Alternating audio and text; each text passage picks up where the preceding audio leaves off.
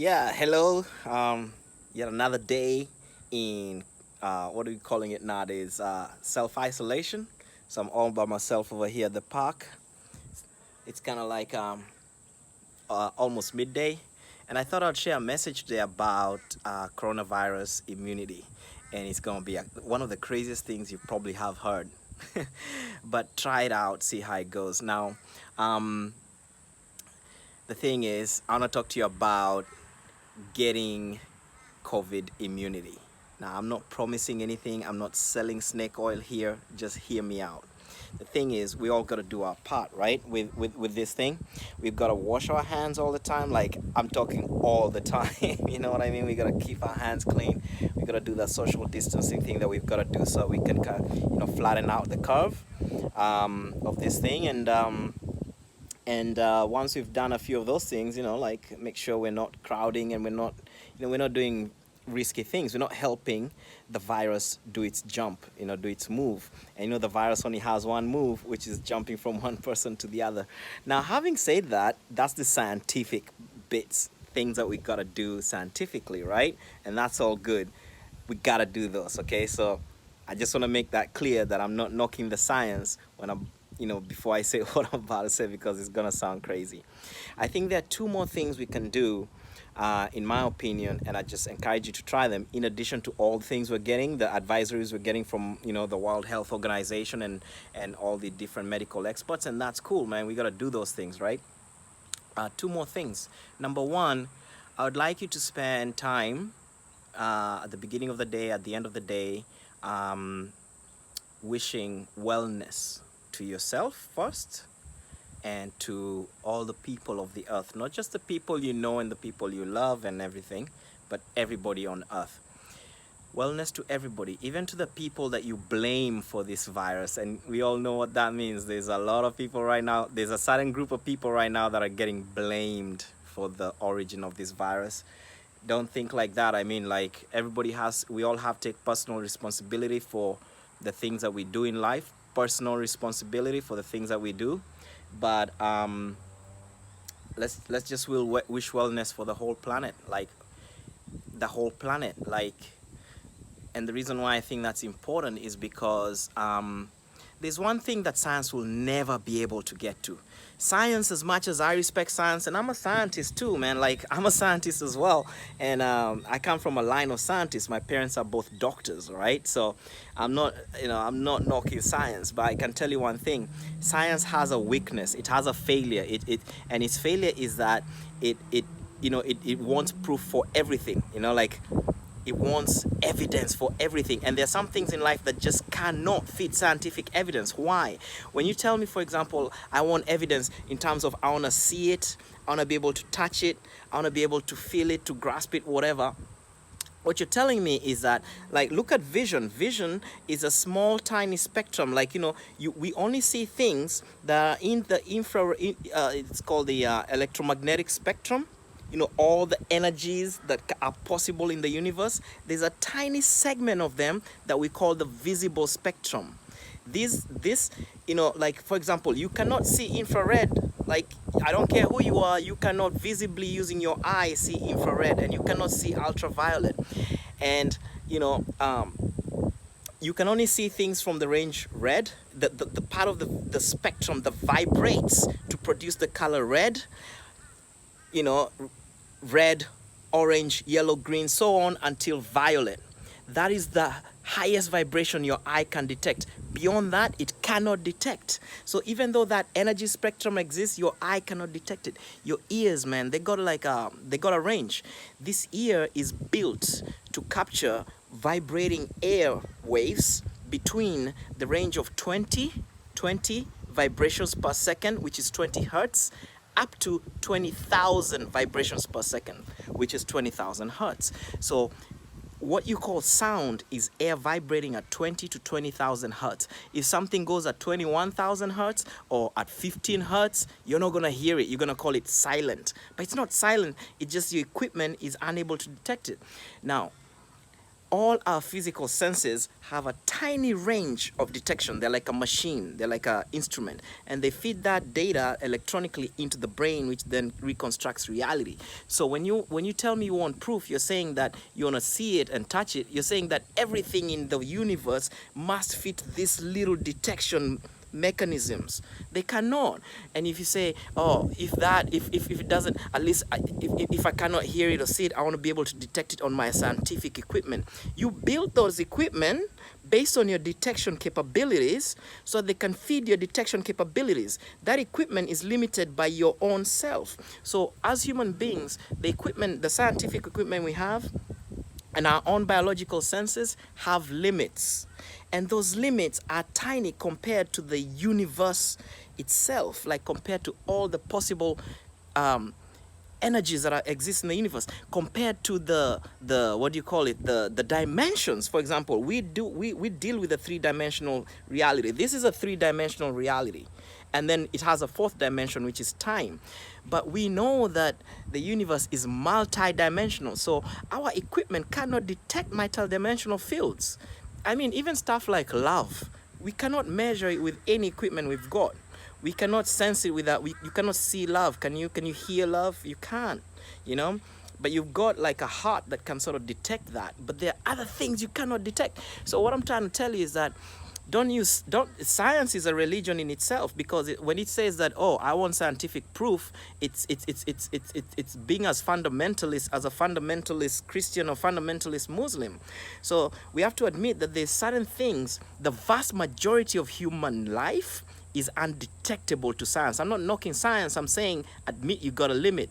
You know, you're not the God of everybody. Sometimes science is just a tool, and you use it just like you use any other tool. So now let me talk about my crazy stuff, right?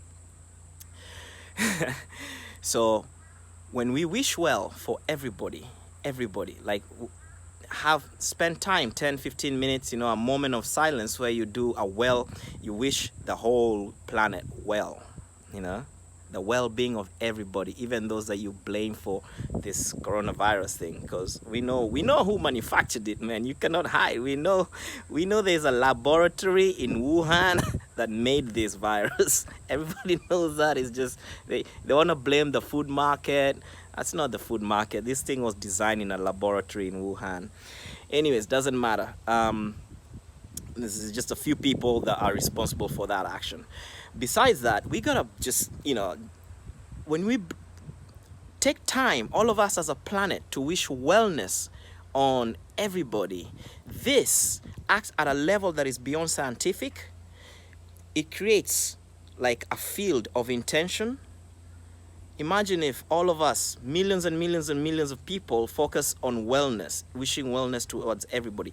That field of intention, it interacts with the energetic fields of the earth, and it helps uplift us all, get us all into a better place. So, and the only way to do that is if we each individually spend our time wishing wellness on everybody. You see what I'm saying? Everybody.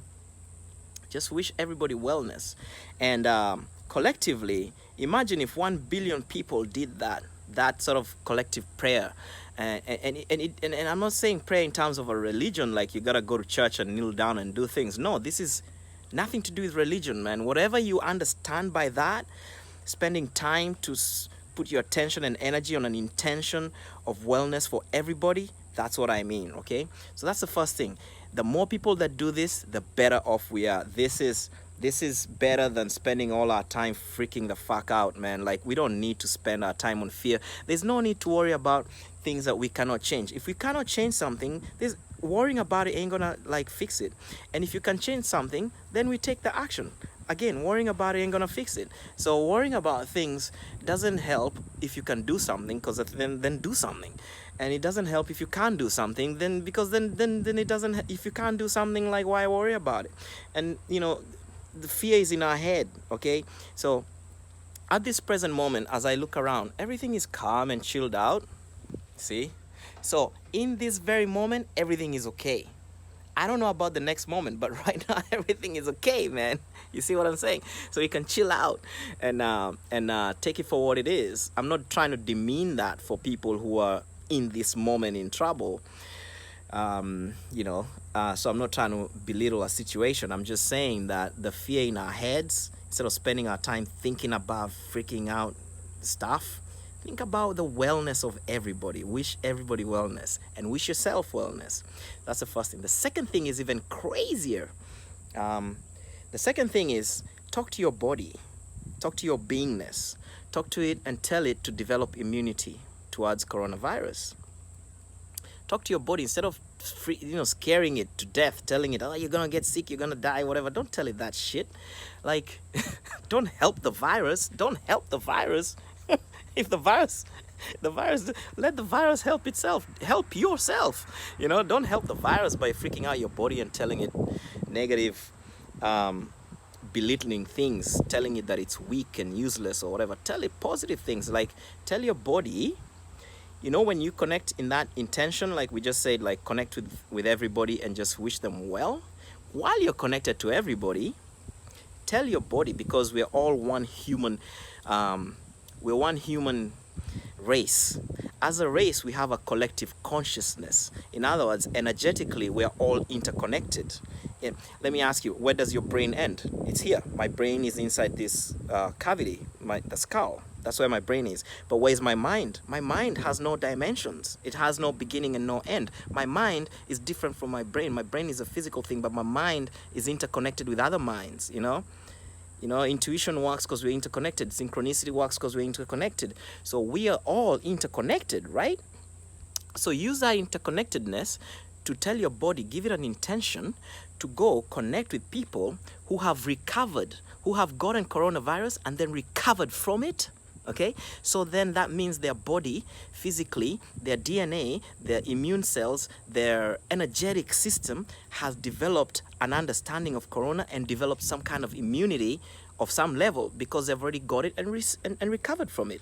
So connect with those people, and you don't need to know who they are. It's just an intention. Your system knows how to do it, man. You may feel physical, but your physicality is like less than 0.00001% of your beingness. Most of your beingness is non-physical, and I'm talking about this as a quantum physicist. The bulk of an atom is non-physical. The physical aspect of an atom is 0.0000001% of the atom. 99.999999% of an atom is non-physical. Go Google that, man. I'm not even lying. That's the bulk of an atom is non-physical. Do you understand? The thing that creates the atom and drives it and keeps it together and makes it do whatever is non-physical. You are made of 100 trillion or 100 trillion atoms, something like that. So you're mostly non-physical. Your mind is non-physical. Your senses, your emotions, whatever, they're non-physical. Sure, you have chemical reactions in you. You've got meat and flesh and bones. You've got hormones and everything. But that is the tiny part of the vastness of you. So you tell this vastness to go and interconnect with all those people who've recovered from coronavirus, and then tell it to learn from them what that immunity looks like, and then tell it to generate it in you, so that you can tell your body to go borrow that data, that information from people who've recovered from coronavirus, and come into you and come and tell your DNA how to deal with this. You understand what I'm saying? So it's kind of like learning from somebody else. Your body can do this. Like, how do you know it can't? I want scientific proof. Man, what equipment do you have to test that theory? There is no equipment right now that can test that theory. So the failure of having the kind of equipment that can test energetic fields, multidimensionality, does not mean that the thing itself does not exist. It's the equipment that does not exist. It's the science that is not yet caught up. So again, I'm not telling you to ignore the scientists and what we're being told. Wash our hands, social distances. Man, I'm doing that. I'm washing my hands like I was gonna say something very dirty. Like I've chopped chili and then I'm gonna, whatever. I'm washing my hands that hard, like really hard. And I'm doing my social distancing, whatever, but I'm not freaking out. Once I do what I know I gotta do, that's it. I'm enjoying the peace and the freedom that we've got now. The chill that we finally can chill, like that we haven't chilled. I mean, it's kind of Yeah. So do that. Try that. Try spend time doing well wishing to everybody, and try spend time talking to your body, connecting with people who survived coronavirus and come back from it, and tell your body to go find immunity, to go, to get the immunity information from them, and upgrade your DNA and upgrade your immunity, and so on. And this way we'll start to realize that the fact that we are interconnected as human beings has practical uses. It's not just a feel good, let's one love, feel good, one love, yeah, one love, feel good. It's not, it's that, but it's so much more. It's got practical uses, man. Like, my feeling is that hundreds of years from now, maybe 1,000 years from now or something, when we've really woken up and understood what we really are, what the human being is. Because right now we don't know, man. Like, you ask people, what's your purpose in life? I don't know. Where did you come from? I don't know. We don't know. We don't know what we are or what our role is or anything.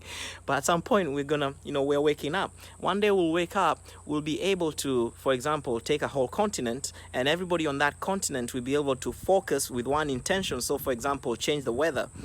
And that collective intention of every human being on that continent will affect the weather on that continent. Do you understand? Like, we'll be able to do things that we cannot imagine with our consciousness, man, because consciousness has physics. Consciousness creates physics. It's just that right now we're like a kid with a Ferrari. We don't even know where the ignition is. We don't even know it's a vehicle. We don't know what it does, basically. We use it for the most basic stuff, like walk, eat, shit, sleep, go to work. We're not actually using these amazing powers that we have. Anyways, so I hope that inspires you. Remember 2 things: wellness for all, and upgrade your immunity by connecting with those who survived and borrowing the information that they've learned that is in their field. Because since we're all interconnected, we can do this. You're entitled, it's your inheritance to tap into the your Akash, or your humanity as an individual and collectively, So sharing knowledge is not just on books. Sharing knowledge is also energetic, multidimensional. All right, go try that, man. Thank you.